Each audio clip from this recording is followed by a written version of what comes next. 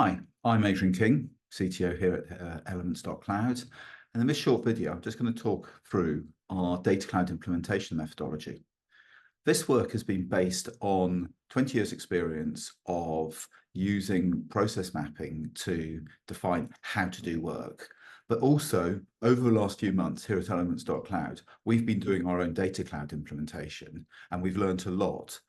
And as part of doing that implementation, we mapped out how we were going to do it before we started. And we're now in a position to share this, the approach and the learnings that we've had. So the methodology is basically a set of activities that we go through to deliver an outcome.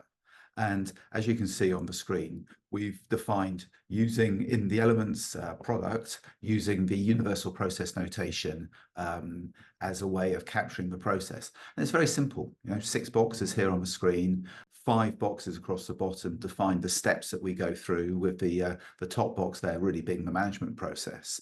And the really great thing about UPN is you can drill into detail. So for example here, box 3, this is the core analysis process. We've now got more detail, and actually we drill down in certain areas of this process into more information, and we can attach useful guides on how to do particular steps, whether that might be useful Salesforce material or videos, things that we've actually think will help people understand how to do the work.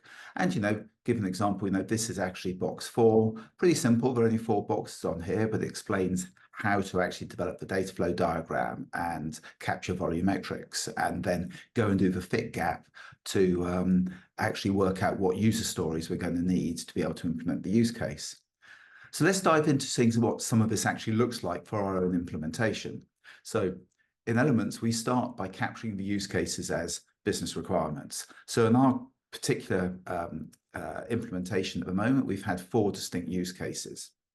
And each use case, we capture as a requirement, we describe it in quite a lot of detail. But the great thing in Elements is you can capture a lot of additional information and link contextual artifacts. So in this particular case, in building the data cloud implementation, there are 4 diagrams which we use to genuinely understand how we're going to build the solution. And these are, you can see here over on the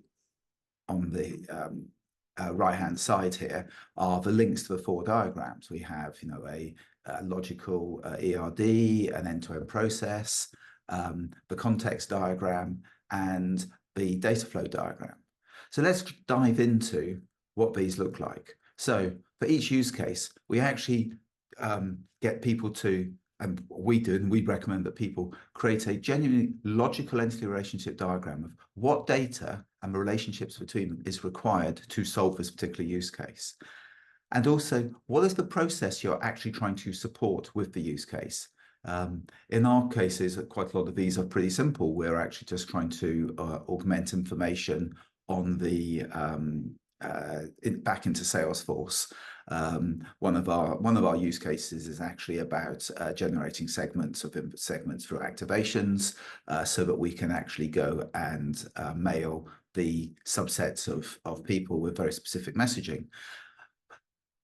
These very simple diagrams have been incredibly helpful internally to actually get everybody on the same page, and we genuinely understand the use case. The next thing we then go to is, once we understand the conceptual ideas of what we're trying to do, we then actually create an overall context data flow diagram, top level, which is not just for this use case, but all use cases. This relatively simple diagram allows us to paint a picture of what systems, what data is flowing, potentially what integration technologies we're going to be using at a high level. Again, relatively simple diagram, but we spent several hours over time refining this, developing this, using this as a communication tool. Incredibly powerful way of starting to think about it. One of the great things about Elements is the ability to add additional information, as I mentioned before, to the diagrams. So you can actually, in this case, associated, say, with this here, we can add, and you can see the little eye here, we can actually add the information about volumetrics, for example. So here, for example, we can add structured information about What are the ingestion volumes we expect? And actually on this diagram, we're not going into a lot of detail. We can do that in much more detail on the data flow diagram. But actually here we can just, what's the initial amount of data for each of the data streams that we expect to be bringing in? What's the daily additional data that we're expecting to bring in? This can then be reported, exported into Excel spreadsheets if you wish to manipulate it. So once we've actually effectively done the analysis, at this stage, this was actually box 3 of our methodology, which is really understanding the problem. Now we can go into actually designing the solution. Give you an example of how we do this. We create the data flow diagram, and we have a standard set of templates. One fundamental template comes in various varieties depending on the what capabilities you need from Data Cloud to solve the problem. But basically, we allow you to map out from the source system here on the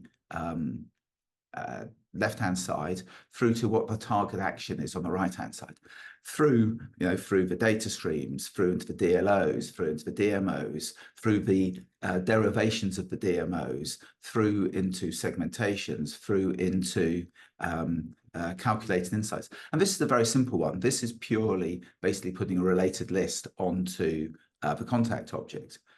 This is actually an example where we're just doing a calculated insight. But you can already see we're doing the calculated insight from many different data streams, and it becomes a significantly richer way of understanding the problem. The really great thing that we can now do is, once we've actually understood all the setup and structure of the flow of data through to get to the outcome, the result that we want, is that we can now add things like detailed volumetrics, and you can actually see here, actually how often are we going to be doing calculated insights, or is it a data query? This actually allows us to start costing and planning the, what will this actually take in terms of data cloud capacity to be able to deliver this solution?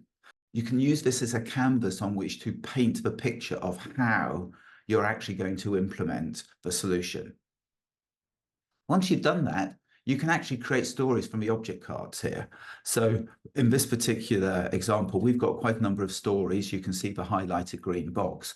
We've actually right-clicked on that box and gone add user story. And then we can define the piece of work that we need to implement to actually deliver this part of the data flow.